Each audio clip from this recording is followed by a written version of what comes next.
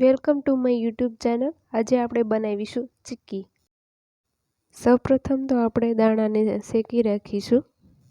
દાણાના ફોતરા નીકળી જાય એટલા જ આપણે શેકીએ।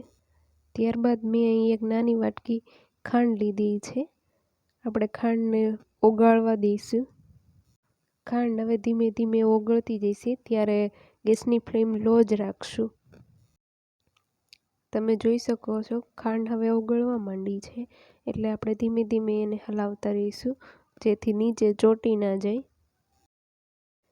ખાંડને આપણે ઓગળવા જ દઈશું। બધી ખાંડ ઓગળી જાય એટલો ટાઈમ જ આપણે રાખશું, વધારે પડતું ખાંડને ઓગળવા નહીં દઈએ।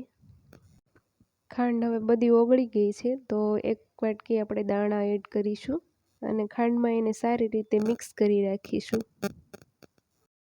જ્યારે દાણા મિક્સ કરીએ ત્યારે આપણે ગેસની ફ્લેમ બંધ કરી દઈશું। ખાંડ ને દાણા મિક્સ થઈ ગયા છે વ્યવસ્થિત રીતે। પથ્થર કે પ્લેટ પર તેલ કે ઘી લગાવીને આપણે દાણાને નીચે રાખીશું।